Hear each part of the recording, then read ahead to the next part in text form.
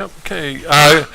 Good evening, everyone. Welcome to the regular council meeting for Tuesday, November the 3rd. It's currently 7 o'clock. We have a fairly light agenda ahead of us, but I will start off by welcoming you to the live feed. Hopefully we're able to pull you a little bit away from the U.S. election that's currently going on, and we will get down to business. I'd like to call the meeting to order. Approval of the agenda. The recommendation would read that the agenda be approved as circulated. Could I get someone to move? Seconded. Any discussion? See none. All those in favor? Carried unanimously. I just also wanted to let those people know at home that Councillor Trowbridge is joining us via the phone. Now move it over to public input. Public is permitted to provide comments to council on any items shown on this meeting agenda. A 2-minute time limit applies to speakers. I can safely report that we have nobody in the public gallery this evening. We have no delegations. The minutes of the regular council meeting held on October 20th, 2020. The recommendation would read that the minutes of the regular council meeting held on October 20th, 2020 be adopted as circulated. Someone to move those? Moved. Seconded. Any discussion? See none. All those in favor? Carried unanimously. Is there any business arising from those minutes? No? We'll move on. We don't have a consent agenda, so we're going to move all the way up to 11A, new business, regulatory bylaw review. A report dated October 29th, 2020 from Mr. Richard White is attached. Mr. White. Thank you, Your Worship. The report. Did we turn the mic? Did you turn your mic on? Do I do that? Yep. Oh, sorry. Thanks. I haven't been here enough to remember. So thank you, Your Worship. This bylaw is the first of a number of reviews that we've got. We undertook at Council's request, subsequent to our firm being appointed to be the planning advisor to the Village of Anmore. And what we're going to be coming to Council with in the near future, this is the first, and there'll be some more on the zoning bylaw and what's going to be called, if Council is agreeable, the subdivision and development control bylaw, which would replace a works and services bylaw, which is presently in place. The proposal here is for Council to give staff a good indication that the OCP should be used as a visionary document, not as a regulatory tool. We think that's a safe course of action. There's been maybe a bit of confusion about that in the last year or two, and that would be my suggestion, my recommendation to Council.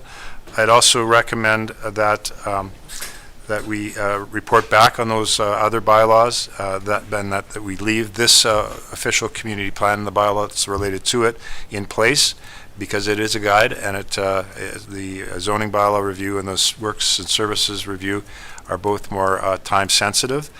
Devote our resources to that. And then the third part of the recommendation is to proceed with, if the budget permits, an OCP review in the coming year, as long as Council is agreeable to that.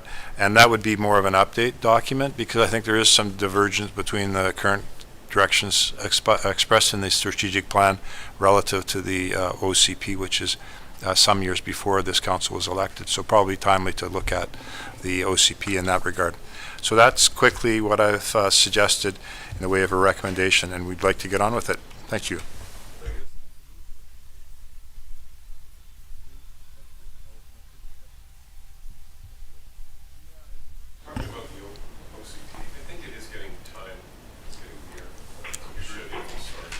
I think we should. It is coming to the time where we should review the OCP.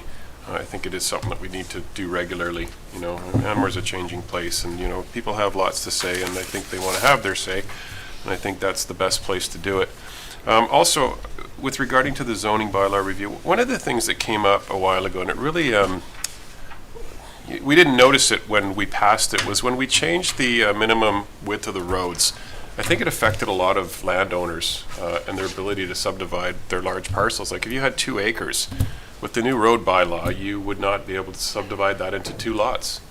I don't think that was ever our intent, and I'd hate to take that ability away from someone. I think we need to look at things like this. So if this is going to look at stuff like that, that would be great opportunity. Good. Ms. Halliwell, did you have Thank you. something? Yeah, I just wanted to provide a little bit of clarification. So that requirement for the additional road width, that is included in the OCP.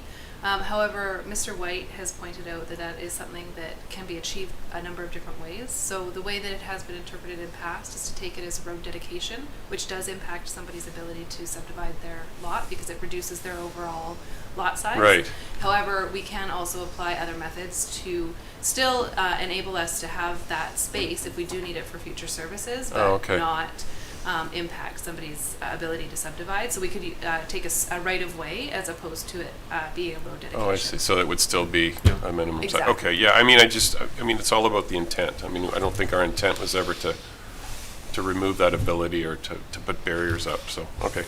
That's my only comment. Any other comments?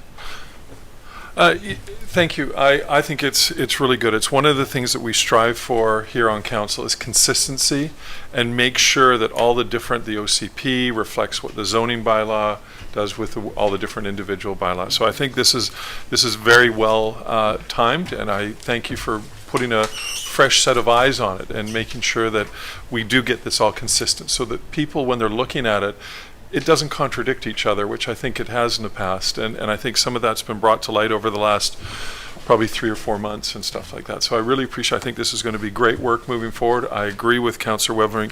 The OCP, we don't need to revisit the whole official community plan as we did once before when I was on council.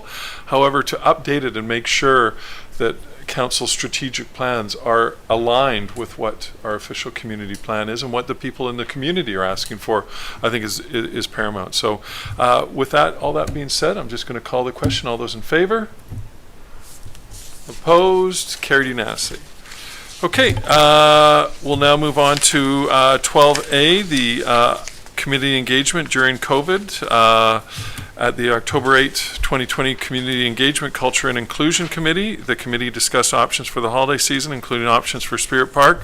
The draft minutes are attached for council discussion and consideration. Ms. Elrick. Thank you, Mr. White. Thank you. Thank you. So as you said, Mayor McEwen, this discussion took place at the Community Engagement, Culture and Inclusion Committee based on some referral from council on ways that perhaps the community could be engaged over the holidays due to COVID. So page 15 of the agenda package today just provides an overview of that discussion.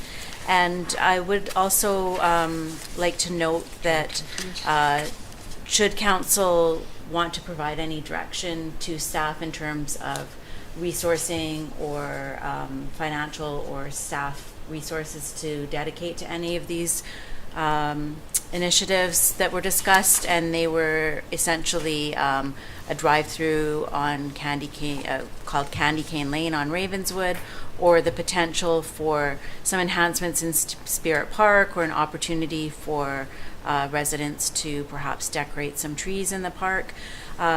Since the meeting of the Community Engagement, Culture and Inclusion Committee and the council meeting, there have been some further measures suggested by health officials due to the fluid condition of the COVID pandemic. So we just wanted council to have the opportunity to weigh in on whether they thought that any of these things would be something we would need to be supporting at this time.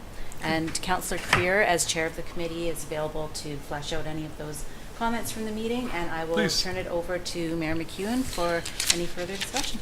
Councillor Cryer. Thank you, Ms. Elrick. Thank you, Mayor McEwen.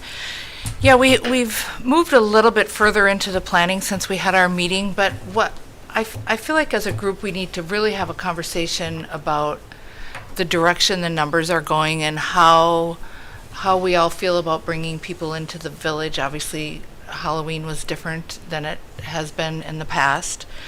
So we do have another meeting scheduled, and we can certainly carry forward with some planning, and we've made some strides since then. But before we do anything more, I just want to take everyone's temperature on how they feel about bringing people into the village for the drive-through Candy Cane Lane. I think you remember Georgia presented that at our last meeting, and it's a fabulous idea. And we really, the committee's very excited about it, but I think we need to take a look at where we're at with numbers for COVID. Okay. I'll ask council, any comments in regards, Councillor Laidler? They had drive-throughs on the P&E during the summer, and they didn't feel that that was going to contribute to the COVID crisis at all. It was more the one that really caused the spike in numbers was Halloween, when the youngsters down on Granville Street were getting drunk and weren't socially distancing, etc. And I don't think we're going to have that in Anmore, period. I think a drive-through, we could keep it, but. Councillor Webering? I mean, I certainly like the idea. It's all going to be different this year. I mean, people are wondering what they're going to be doing for Christmas, and I'm certainly concerned about where we are with COVID. It could be into another lockdown. But maybe we don't have to make the decision on all this for now if we can encourage people to decorate their homes. I don't think you're going to get a lot of people outside of Anmore, honestly. But yeah, if the order is to stay home unless you're going out for groceries or something really important, yeah, it's probably not going to be. But as far as a budget to this, I think we were going to decorate Spirit Park anyway, just to bring some Christmas cheer into the place. I know we're not going to do our Christmas party and all that, so that should save some money. So I don't know if there's a way to allocate that funds to doing something different. I would be for that. I'll give my thoughts. When we did have the previous lockdown in April and May, it was amazing to see the amount of people walking through the neighborhoods. Residents that don't normally see it. It actually offered a great opportunity to see a lot of our neighbors and fellow residents. So, I really think the decorating of Ravenswood, which is such an idyllic street, a beautiful street, when we do the horse-drawn carriage through there, it's pretty magical. I think decorating that, if we could get homeowners to get involved, I think is amazing, because I think if the numbers do keep increasing and we get further into a lockdown, I think more and more people will be out walking because they're going to need that sanity and a bit of exercise for their own mental health to get out. So I would really like to see that move forward, and any way that we can promote it. Unfortunately, we won't be able to do the horse-drawn carriage. We won't be able to have the Christmas sort of festival that we have with the bonfire and and the malt wine and all that, and the food trucks and that. But it would be nice to be able to, I think it's important for families to have a bit of normalcy in regards to Christmas here. This is a tough time for a lot of people, and I think giving them a reason to get out and walk in our neighborhood, even in inclement weather, is really important. So I'm certainly would be in favor of moving forward with a couple of those things. I am cautious of anything that's going to bring smaller groups together, i.e. maybe the self-decorating of trees, which is one of the thoughts that I actually thought of would be good, maybe a little bit problematic. But if we do the exterior trees at Spirit Park like we did before, and just allow people to as they walk through here, because you'd be very shocked, or probably not so much Councillor Cryer and Councillor Webering. This is a very level area, and there's actually a circuit that people walk around here, down Ravenswood, along Fern, up Hemlock, and that, because it's level, it's safe, and that. So I think anything we can do to bring that up would be very appreciative. That's terrific. That's what I was hoping. I just wanted to make sure that everyone was comfortable doing it. So we'll just go ahead and start making our plans, and I don't really see much extra work for staff. They would be decorating anyway, so we'll discuss more after our next meeting. I just want to see Thanks, everyone. If Councillor Trowbridge, did you want to join in on the conversation? I don't have anything to add to what you were saying, John. I'm aligned with everything you were talking about. Good, perfect. Okay, good. So there's no direction, so I'll just move on then. We have a mayor's report. I've got a few things I just wanted to bring up. It's amazing. I have repeatedly asked for Transport Canada to come and present to council with their findings and the rationale behind the penalties that were issued regarding the helicopter incident from over a year ago, and they're still reluctant to come to our open council meetings, which is very shocking to me, and we'll keep pursuing this. But they are a public agency, and they should be answering to what happened and why it happened, and the fines and the way they issued fines in regards to this. Halloween, Well, the weather certainly cooperated incredibly. I was really impressed with the social distancing that was respected. I did walk around a little bit. Numbers were considerably down from previous years. I live right near, sort of on the outskirts of Ravenswoods. We set up a little sort of a clothesline with candy on it, and the kids would come and pull it up. We probably had about 30 young kids. We were there from 6:30 to 7:30, and initially I was a little reluctant to do it, but I was glad because these young kids were so excited. We were behind the tent. We put pumpkins and some candles up. It was really, really nice, and we were out there for about an hour. We had about 30 young kids and young families who were very appreciative. So it was great to not take that away from the kids, and they were so excited. Such a beautiful night. I walked through Ravenswood, which usually is a mecca.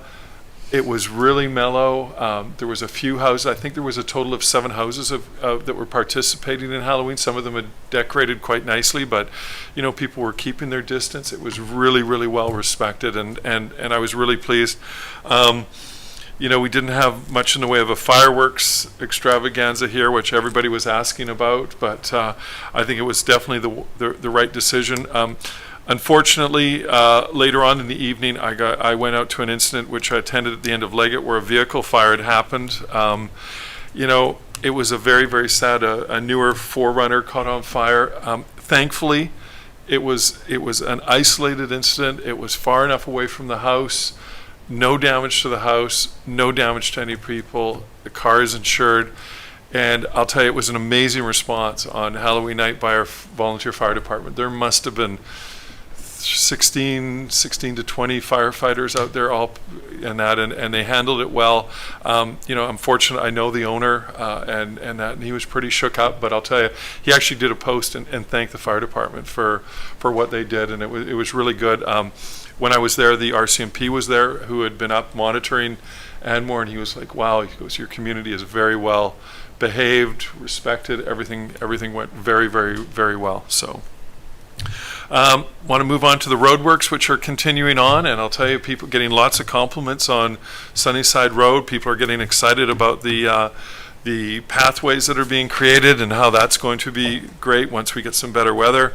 Last night we had the Hub open house, which was a subsequent open house in regards to getting some more of the details, designs done. I'm going to remind everybody there's going to be a call of residents that may have knowledge or product opportunities. Please get in touch with the village. We will be reaching out to all of those that came forward.